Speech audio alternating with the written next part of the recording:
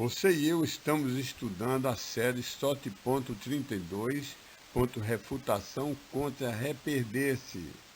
Ela está no canal youtube.com/c/ssttteo, na playlist criada Soteriologia 2. SOT 32F, refuto ou refutação da reperdição. Essa é uma doutrina errada, que o crente pode voltar a ser perdido. Então, vamos ver essa refutação, vamos ver passagens que na realidade se refere à ausência de frutos do crente, e isso implica não que os verdadeiros crentes possam perder a salvação e precisem ser salvos, mas que ele perde os galardões que teriam, os prêmios, a alegria, a comunhão com Deus que teriam se fossem produtivos, produtores dos frutos divinos. De mais de 114 versos claros e explícitos, a partir deles, já provamos que, ao menos para nós, os verdadeiros crentes dessa dispensação das assembleias locais, de verdadeiros crentes gentios convertidos, pelo menos a nós, Deus garantiu que, uma vez que a pessoa foi salva, sempre estará salva, preservada pelo poder e fidelidade de Deus, não pelo nosso poder. Então sempre estaremos preservados por Deus que nos salvou, mesmo que na terra fraquejemos e sejamos disciplinados, e no céu percamos premiações e galardões. Agora refutaremos tentativas de objeção, de tentativas de pessoas que dizem que o crente volta a ser perdido, tentativas que alegam as seguintes passagens: Mateus 5,13, João 8,31 e 15, de 1 a 6, Atos 13, 43, Atos 14, 22, Tiago 1, 26, 2 Pedro 1, 9 a 11, 1 João 2, 24. Note que todas elas estão nos grupos de capítulos da Bíblia, de Mateus até Atos, de Hebreus até Judas, que são livros escritos, direcionados para igrejas em transição, igrejas mistas, de novos professantes de origem gentílica e de origem judaica, mas majoritariamente igreja constituída de judeus, e os quais formam uma mistura também. A, dos realmente salvos, e B, dos judeus no vestíbulo, quase entrados na só graça e só fé, mas ainda agarrados à lei e ao judaísmo. Por isso precisamos examinar muito bem o contexto de cada passagem, para diferenciar se cada passagem fala A, para judeus convertidos, ou B, para judeus ainda em cima do limiar da salvação. Se uma passagem se referir aos judeus ainda sobre o limiar da salvação, então tal escritura não tem que se aplicar a nós, da atual dispensação de assembleias locais de convertidos gentios. Então vamos ver a primeira passagem. Aqui eu vou dar uma explicação um pouco maior. João 1,6. Então a pergunta é essa: ô Hélio, essa passagem João 1,6 é uma passagem que prova que se perde a salvação, Hélio? Porque diz essa passagem que o ramo que não está ligado à videira, Deus arranca, joga fora, joga no fogo do inferno. Resposta. Vamos ler a passagem juntos. Verso 1. Eu, isto é Cristo, eu sou a videira verdadeira e o meu Pai é o lavrador. Todo ramo, que você tem a videira e tem os ramos, os galhinhos, todo ramo em mim que não está produzindo fruto, ele, isso é Deus, o tira, e todo aquele que está produzindo fruto, ele o purifica por poda do mal, a fim de que mais fruto produza. Então é poda para tirar a parte improdutiva. 3. Vós já estáis limpos, isso é, os discípulos, os apóstolos, por operação da palavra que vos tenho falado. 4. Permanecei em mim e eu em vós. Assim como o ramo não pode produzir fruto proveniente de junto de si mesmo, exceto permaneça na videira, ligado à videira, deste mesmo modo vós não podeis também, se não permanecerdes em mim. Eu sou a videira, vós sois os ramos. Quem está permanecendo em mim e eu nele, esse produz muito fruto, porque separadamente de mim nada podeis fazer. Veja, a palavra é fruto, não é salvação. Verso 6. Caso algum qualquer homem não permaneça em mim, esse foi lançado fora como um ramo, e murchou, secou, e os homens os colhem, e os lançam, que são os homens, os lançam para dentro do fogo, e ele é queimado. Em primeira instância, que a primeira chave, primeira bala mortal, né, desse versículo, desse entendimento do versículo, é o seguinte: sim, toda e cada escritura é dada por assopro de Deus e proveitosa, etc. Mas são somente os livros, os capítulos dos livros de Romano a Filemão que foram expressamente, no início do livro diz que a carta é dirigida a uma assembleia local neotestamentária. Então tem uma carta dirigida à assembleia em Roma, outra assembleia em Corinto, outra assembleia na Galácia, outra na assembleia em Éfeso, outra em Tessalônica. Esses livros foram escritos para igrejas locais, ou para os seus pastores, ou para crentes dessas igrejas, como nós temos em Filemão. Então são livros direcionados para a igreja, pastores, os líderes e crentes de igrejas, assembleias locais neotestamentárias, e se aplicam a nós. Portanto, sempre que há uma aparente contradição entre um verso de Romano Filemão e outro verso das demais partes da Bíblia, de Gênesis, de Mateus, qualquer outra parte, Apocalipse, Judas, sempre que há uma aparente contradição, Deus nos contradiz, mas sempre que há uma aparente contradição, praticamente ao falar sobre a salvação, tudo fica fácil e imediatamente resolvido se ambos os contextos dos versículos, os dois versículos que parecem estar em contradição, nos dão permissão, os contextos, para interpretarmos assim. O versículo em Romano a Filemão se aplica diretamente a nós, os crentes dessa dispensação de assembleias locais de convertidos gentios.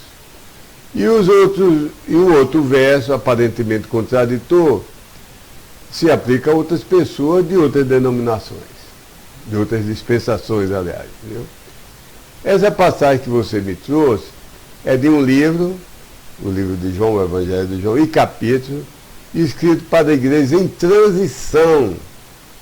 Em transição, porque o Evangelho é diferente das epístolas do apóstolo Paulo, onde as igrejas já estavam plenamente formadas.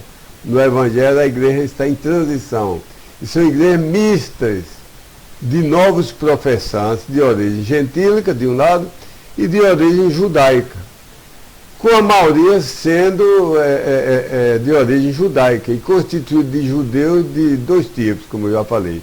Judeus realmente salvos, como os apóstolos, e os judeus que estão no vestíbulo, quase entrados na sua graça e sua fé, mas ainda agarrados na lei do judaísmo.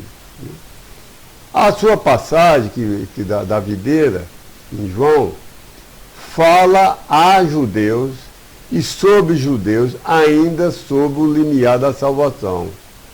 Portanto, não se aplica a nós da atual dispensação das assembleias locais de convertidos gentios. Portanto, tais alegações nem sequer merecem começar a ser consideradas. Você só teria uma prova que Deus se contradiz e que diz que a pessoa pode perder a salvação, se você encontrasse isso explicitamente dito num dos livros de Romano a Filemão, e deixando bem claro que é para crentes das igrejas como as nossas, a minha e a sua. Então, não dá nem para começar. porque o que você está alegando não faz parte do contexto que eu estou falando. O contexto que eu estou falando é que crentes das igrejas, de gentios convertidos, igrejas plenamente formadas e não em transição, esse crente não pode perder a salvação. Então você está tomando um versículo que se aplica em outro contexto. Então pense bem, não dá nem para começar a começar. Pense bem e entenderá como isso obedece à lógica. Eu poderia encerrar minha resposta por aqui. Mas vamos para uma segunda instância, como antigamente, se o aluno era reprovado na primeira prova, tem uma reposição, ou uma segunda época. Vamos para outro aspecto, outra faceta. Eu posso lhe escrever, como um dos vídeos mostrou, eu posso lhe escrever 114 versos, onde o próprio Deus, ele fez escrever explicitamente, categoricamente, verbalmente, palavra por palavra, letra por letra, do lado da condição única, da regra única para a salvação, ele fez escrever palavras exatas como crê tu, recebe tu, se creres e confessares, se te arrependeres e creres. E do lado do resultado infalível, da consequência garantida, Deus fez escrever palavras como vida eterna. Se você crê e receber, você tem vida eterna. Ou então vida que dura para sempre. Ou então nunca entrará em condenação.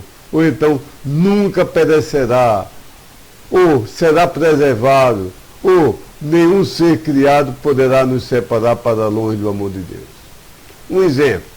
Em 1 João 5, 11 a 13, apesar de não ser uma das epístolas paulinas, mas está se dirigindo aqui aos crentes, que esses outros livros, às vezes se dirige ao crente e às vezes se dirige ao judeu no limiar da salvação, e nós temos que diferenciar. Então, quando está se dirigindo ao crente, está dito assim: e o testemunho é esse, que Deus nos deu a vida eterna. Vamos a um dicionário. Vamos ser honestos com as palavras.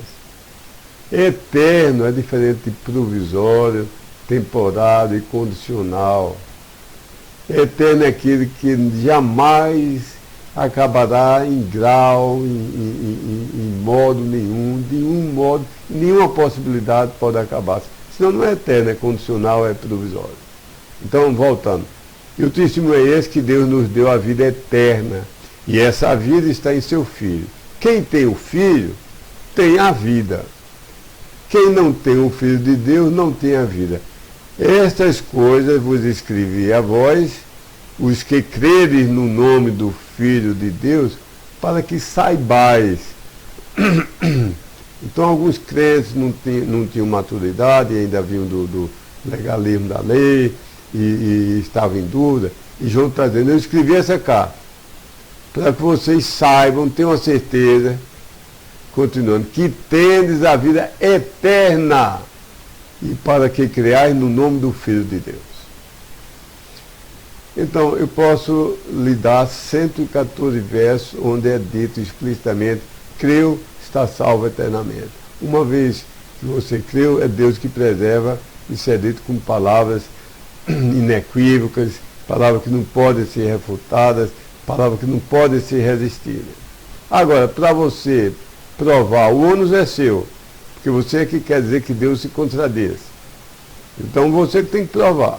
Para você provar o contrário disso, você tem que mostrar pelo menos uma passagem diretamente referente aos salvos, de preferência entre Romano e Filemon, que explicitamente tem a mesma condição acima. Tem explicitamente crê tu, recebe tu. Mas B, tem a negação da conclusão acima. Você tem que achar uma passagem que diz: creia tu, recebe tu ao meu Filho Jesus Cristo, que você vai ter uma salvação temporária, você será salvo por um tempo, mas você perderá a salvação se você fizer isso, isso, isso, e não fizer aquilo e aquilo. Então, você teria que mostrar isso e nunca jamais alguém mostrou um versículo que mostra tal coisa, porque Deus nem é doido, nem é mentiroso, nem é um Deus que falha.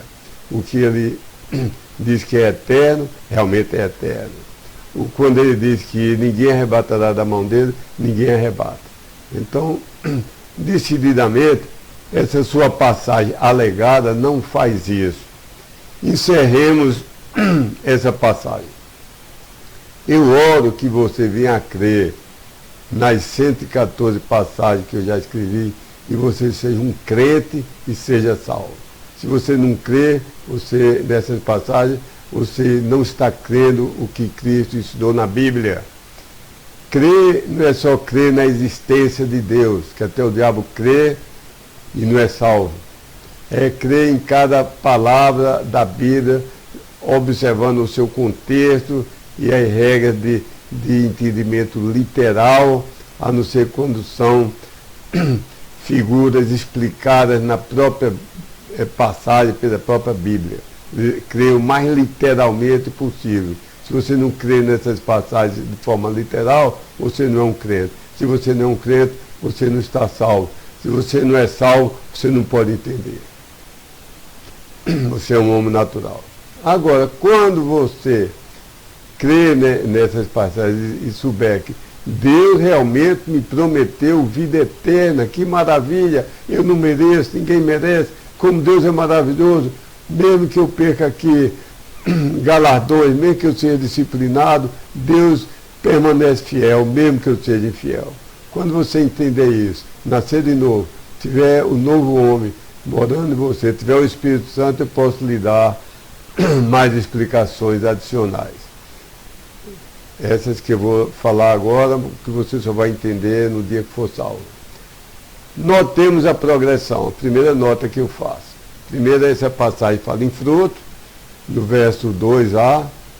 Depois fala em mais frutos, no verso 2b. E depois fala em muito fruto, no verso 5. Esse fruto inclui ganhar almas para o Senhor. Acreditamos que esse é o fruto de Romanos 1,13.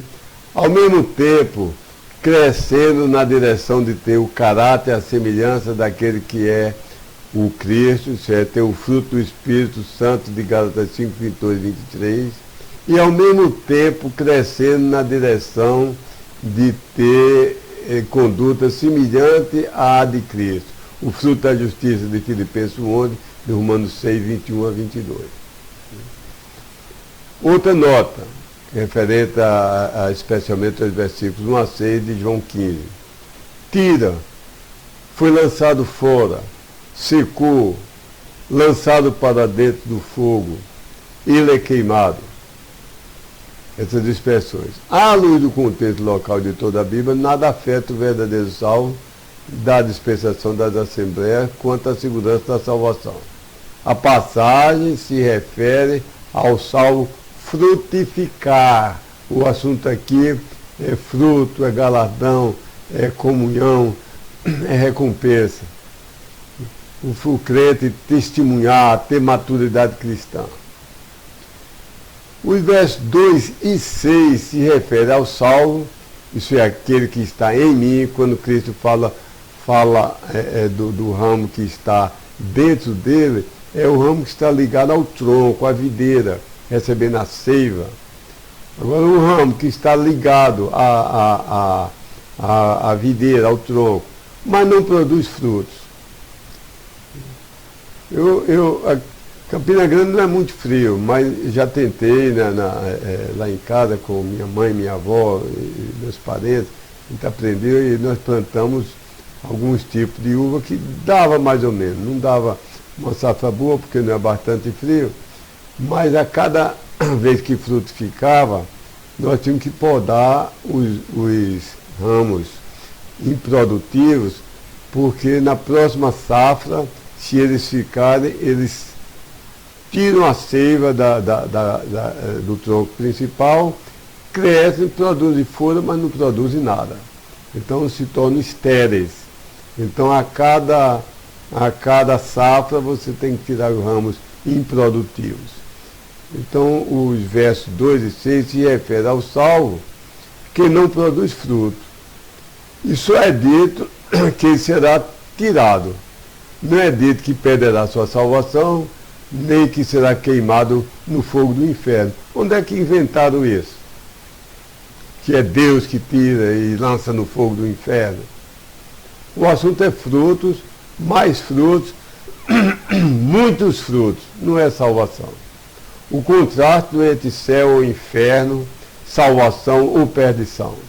Não está dizendo assim vai para o céu, assim vai para o inferno, assim é salvo, assim perde, se fizer isso, ganhou a salvação, se fizer isso, perde de novo, se ganha e perde, ganha e perde. Não está dizendo nada disso aqui. Mas sim o contraste entre frutificar, mais ser usado por Deus, mais receber galardões.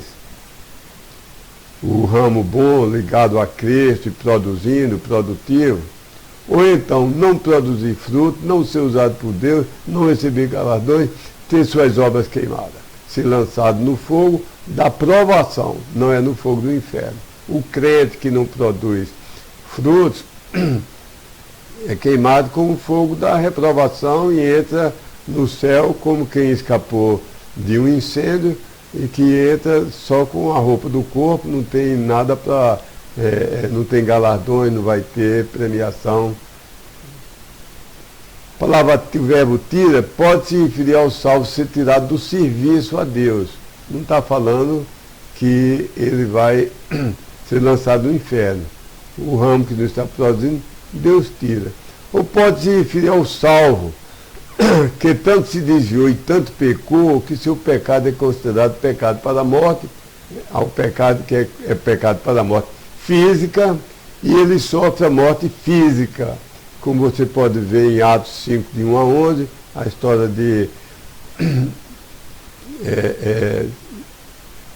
de Ananias e Safira. Eles perderam a morte física, nunca foi dito que eles foram condenados ao inferno. Você pode ver em 1 Coríntios 11, 27 a 34, 1 João 5, 16.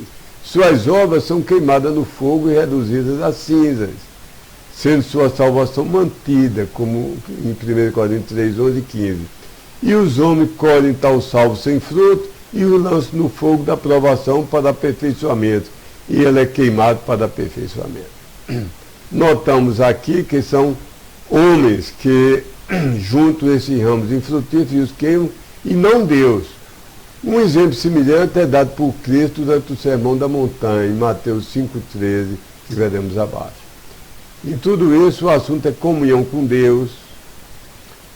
O crente que produz fruto tem comunhão com Deus, o que não produz é preguiçoso, é relapso, não tem comunhão com Deus. E tudo isso dessa passagem tem a ver com a usabilidade para o serviço de Deus, para ser chamado para servir na igreja, ser chamado talvez para ser um pastor missionário. O crente que não produz fruto perde isso, é tirado disso. É existência e abundância de frutos, esse é o assunto. Os que colhem e lançam os frutos são os homens. O fogo é o fogo da disciplina e purificação aqui na terra, não é o fogo da condenação eterna no lago de fogo. Então, vimos essa passagem, vamos agora para Mateus 5,13. Então, posso ouvir alguém dizer, mas agora nós vamos lhe pegar. Aqui essa passagem diz que o sal só presta para Deus lançar fora e ser pisado por Deus. O sal que perdeu o sabor é lançado no inferno. Resposta. Vamos ler a passagem direito que fala em condenação no inferno de um crente de uma igreja. Verso 13. Vós sois o sal da terra. Se porém o sal for esvaído de seu sabor, com que será ele salgado? Para nada presta doravante e serve para se lançar fora e ser pisado pelos homens. Ó objetor, toma as explicações da primeira passagem que nós vimos acima e as adapte à passagem da agora. Dá para adaptar perfeitamente, ok? Em resumo, primeiro, não é certo que essa passagem foi dirigida precisamente, exatamente, somente, exclusivamente à crença das igrejas de gentios convertidos nessa dispensação. E B, uma vez que 114 versos que se aplicam a essa dispensação, nesses 114 versos, Deus explicitamente afirma que todo aquele que crê já tem agora a vida eterna, que jamais acaba, a vida para sempre, guardada por Ele. Então, Ele não é doido, nem mentiroso que se contradiz, nem fraco que fracassa. Para, em outro verso, que não existe, dirigido a essa dispensação das igrejas, explicitamente afirmar o contrário, afirmar que algum crente de alguma igreja de gentios convertidos creu, portanto foi salvo eternamente, mas poderá perder isso, perder, reperder, ser salvo, perder a salvação, ser salvo, perder a salvação, se morrer quando perdeu a salvação vai para o inferno. Você não vai encontrar um versículo, uma palavra sequer que diga isso explicitamente. Note, não é claro que a passagem se aplica a nós, das igrejas de gentio, já falei isso. E não é dito, creu, foi salvo nessa dispensação da Assembleia, depois perdeu a salvação. Não tem nada dito isso. Outra nota, a passagem se refere ao salvo frutificar, testemunhar, ter maturidade cristã. Ser lançado fora e ser pisado pelos homens se refere ao salvo que perdeu seu sabor, deixar de ser usado por Deus, usado, e sofrer disciplina de Deus e desprezo dos homens. Não se refere isso à perda de salvação. João 15, 6 e Mateus 5, 13 descreve o testemunho inútil diante dos homens, não a salvação perdida diante de Deus. Então vamos dividir esse 32F em duas partes para não ficar longo demais. Deus lhe ajuda. Se você é um objetor que diz que Deus mentiu, que o crente pode perder a salvação, meu amigo, eu imploro a você, pelo seu bem da sua alma, creia no que Deus prometeu e seja salvo.